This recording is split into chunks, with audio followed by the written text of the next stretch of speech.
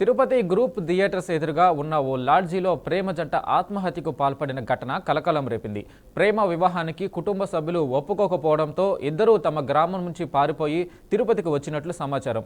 తల్లిదండ్రులు పెళ్లికి అంగీకరించరని నిర్ణయించుకున్న వారు తీవ్ర మనస్తాపానికి గురై ఆత్మహత్యకు పాల్పడినట్లు తెలుస్తుంది. సంఘటనా స్థలానికి చేరుకున్న పోలీసులు ఒక సూసైడ్ లేఖను స్వాధీనం చేసుకున్నారు.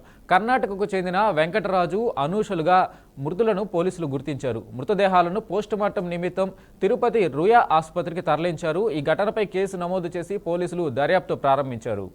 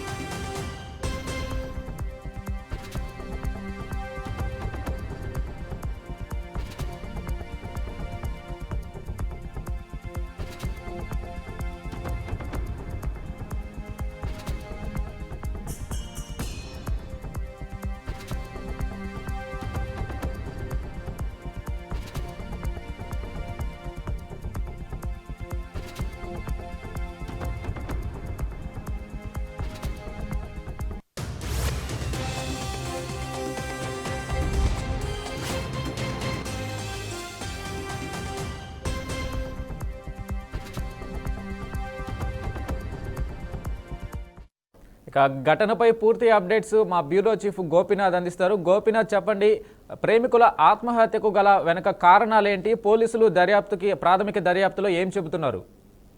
వెంకట్, మొత్తం మీద కర్ణాటక నుంచి వచ్చినటువంటి ఇద్దరు యువతి యువకులు ప్రేమ జంట వీళ్ళు తిరుపతిలోని ఇక్కడ సినిమా టాకీస్ల వద్ద ఒక లాడ్జ్ లో ఆత్మహత్య చేసుకోవడం జరిగింది. ఇవాళ తెల్లవారుజామున ఈ ఘటన జరిగిన వెంటనే తిరుపతి ఈస్ట్ పోలీసులు ఘటనా స్థలానికి వెళ్లి చనిపోయినటువంటి ప్రేమికులు ఇద్దరిని కూడా బయటికి తీసుకురావడం జరిగింది లాడ్జ్ లో నుంచి.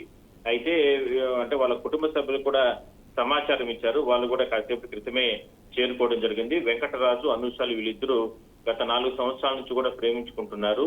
అయితే ఇంట్లో తెలిపిన నేపథ్యంలో ఏదైతే అంటే అనూషకి బయట సంబంధాలు చూస్తున్నారనేటువంటి ఆలోచనతో ఇద్దరు దూరం అయిపోతారని ఒక భయంతో వాళ్ళు ఇక్కడ తిరుపతికి రావడం జరిగింది.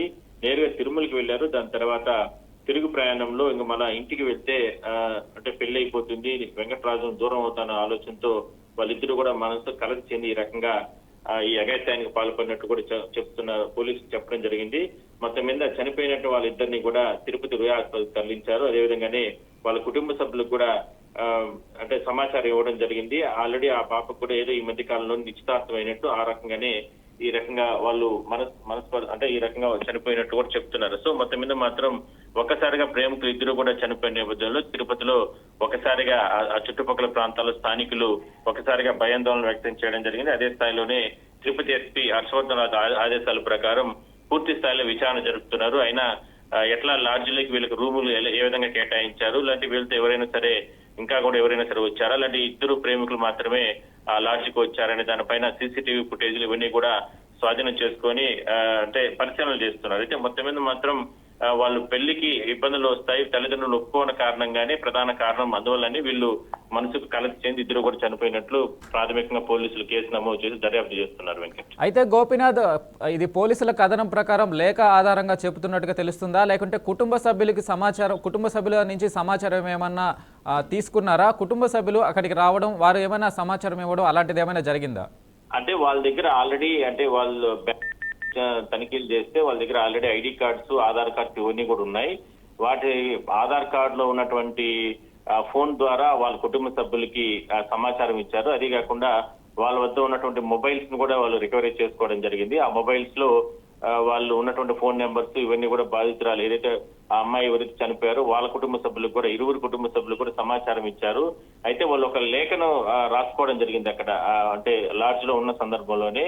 కేవలం కుటుంబ సభ్యులు అంటే ఇరు కుటుంబ సభ్యులు కూడా ఈ పెళ్లికి నిరాకరించడంతోనే తాము చనిపోతున్నాం అంతే తప్ప ఇందులో ఎవరి ప్రమేయం గాని ఎవరి ప్రోద్బలం గాని లేదు అన్నట్టు కూడా వాళ్ళు ఒక లేఖ రాయడం జరిగింది. ఆ లేఖను ఈస్ట్ పోలీసులు స్వాధీనం చేసుకున్నారు. దీనిపైన పూర్తి స్థాయిలో దర్యాప్తు జరుపుతామంటున్నారు. అయితే సమాచారం అందుకున్నటువంటి వాళ్ళ తల్లిదండ్రులు కూడా మరి కాసేపట్లో తిరుపతికి చేరుకునే అవకాశం అయితే ఉంది.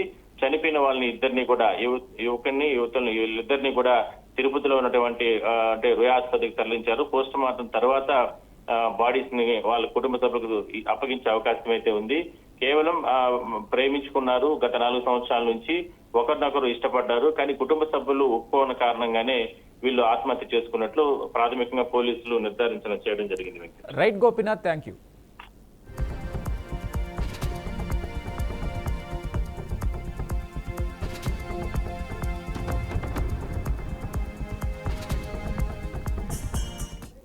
మనిషి అవసరాలను ఆసరాగా తీసుకుని కొందరు కేటుగాళ్లు అమాయక రైతులను మోసం చేస్తున్న ఘటన వికారాబాద్ జిల్లా పరిగిలో చోటు చేసుకుంది. డబ్బులు అవసరమైన రైతులకు ₹2 మిత్తి అంతే అంటూ మాయమాటలు చెప్పి భూములను మార్గేజ్ పేరుతో కాజేస్తున్నారు. మార్గేజ్ అనేది బ్యాంకులు, ఫైనాన్స్ కంపెనీల్లోనే సాధ్యమని రైతులకు తెలియకపోవడంతో ఆలస్యంగా నిజం వెలుగులోకి వచ్చింది.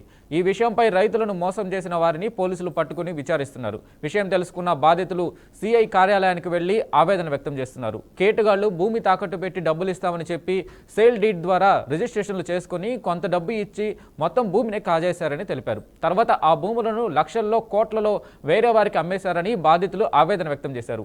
రైతులు అప్పు తీర్చేందుకు వెళ్తే అసలు నిజం బయటపడిందని, తమ భూములు మాది అంటూ నేరస్తులు రైతులను బెదిరిస్తున్నారని బాధితులు ఆరోపిస్తున్నారు.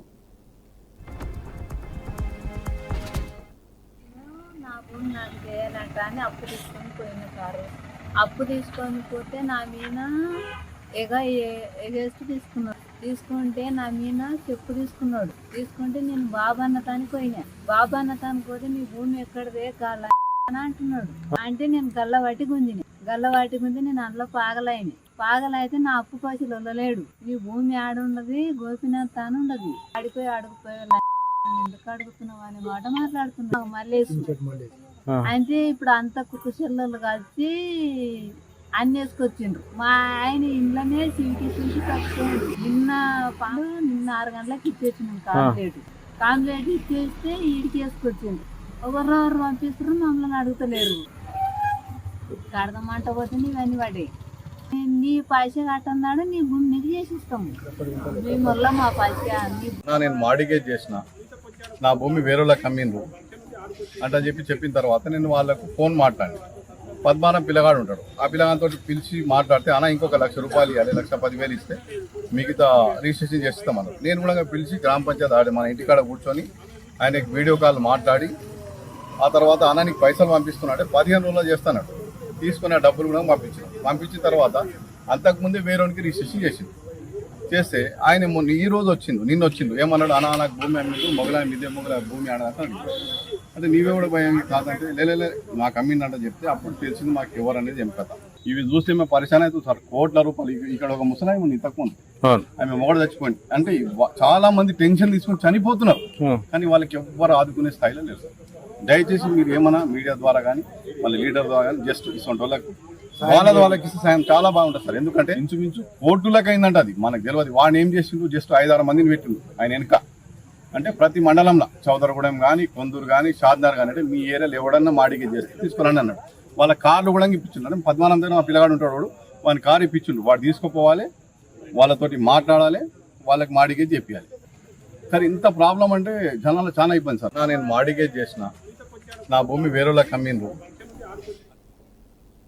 సిపిఐ జాతీయ మాజీ ప్రధాన కార్యదర్శి, మాజీ ఎంపీ సురవరం సుధాకర్ రెడ్డి పార్థివ దేహానికి భారత రాష్ట్ర సమితి కార్యనిర్వాహక అధ్యక్షుడు కేటీఆర్ నివాళులర్పించారు. తెలంగాణ ఉద్యమంలో తన వంతు పాత్ర పోషించిన గొప్ప వ్యక్తి అని కొనియాడారు. సామాన్యుడి నుంచి అసాధారణ నేతగా ఎదిగారని పేర్కొన్నారు. తెలంగాణ ఏర్పాటుకు సిపిఐ మద్దతులో సురవరం పాత్ర మరువలేనిదన్నారు. ఆయన మృతి తనను తీవ్రంగా కలిచివేసిందన్నారు. సురవరం మరణం ప్రజా ఉద్యమాలకు తీరని లోటని, ఆయన పవిత్ర ఆత్మకు శాంతి చేకూరాలని ప్రార్థించినట్లు కేటీఆర్ తెలిపారు.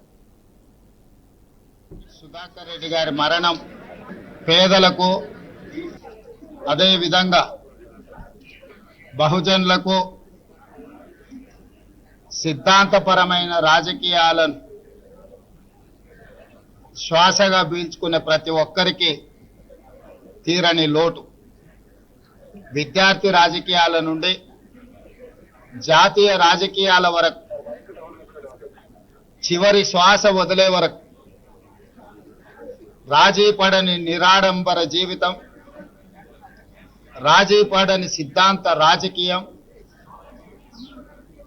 ఏఐఎస్ఎఫ్ నుంచి మొదలు పెడితే జాతీయ ప్రధాన కార్యదర్శి వరకు పార్లమెంట్ సభ్యుడిగా వివిధ హోదాలలో పనిచేసిన ఏ రోజు కూడా అహంకారము అహంభావాన్ని తన దరిదాపులకు రానియకుండా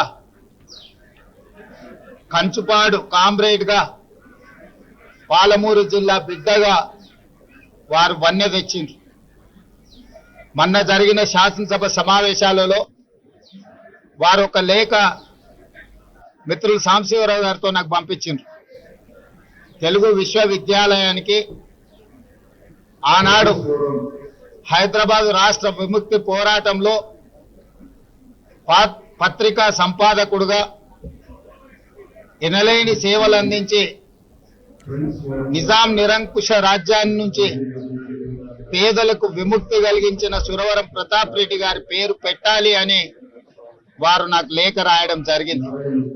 శాసనసభలో ఆ లేఖ నాకు అందించిన మరుక్షణం అక్కడికక్కడే సాంబశివరావు గారు ఇచ్చిన లేఖను సుధాకర్ రెడ్డి గారు చేసిన సూచన ప్రకారం ఎన్నో ప్రజా ఉద్యమాల్లో, ఎన్నో కార్మిక ఉద్యమాల్లో, తెలంగాణ ఉద్యమంలో తన వంతు పాత్ర పోషించి చిరస్మరణీయమైన ముద్ర వేసుకున్న మహనీయులు పెద్దలు సురవరం సుధాకర్ రెడ్డి గారి మరణం మా అందరినీ కూడా తీవ్రమైన ఆవేదనకు, తీవ్రమైన దిగ్భ్రాంతికి గురి చేసింది. వారు అంచెలంచెలుగా ఒక విద్యార్థి నాయకుడిగా తన ప్రస్థానాన్ని ప్రారంభించి ఒక జాతీయ పార్టీకి జాతీయ స్థాయిలో ప్రధాన కార్యదర్శిగా 7 ఏళ్ల పాటు బాధ్యతలు నిర్వహించడం అంటే సామాన్యమైన విషయం కాదు. నిబద్ధతతో మొదటి నుండి ప్రజల పట్ల ఒక స్పష్టమైన ప్రజా సమస్యల పట్ల ఒక స్పష్టమైన అవగాహనతో అన్ని ప్రజా సమస్యల విషయంలో కూడా క్రియాశీలంగా వ్యవహరించిన సురవరం గారు మన మధ్య లేకపోవడం అనేది ప్రజా ఉద్యమాల్లో పనిచేసిన ప్రతి ఒక్కరికి కూడా తీరని లోటు. ముఖ్యంగా తెలంగాణ ఉద్యమానికి సంబంధించిన మాట మాట్లాడాల్సి వస్తే ఆనాడు కమ్యూనిస్ట్ పార్టీ ఆఫ్ ఇండియా ముందుకు వచ్చి పెద్దలు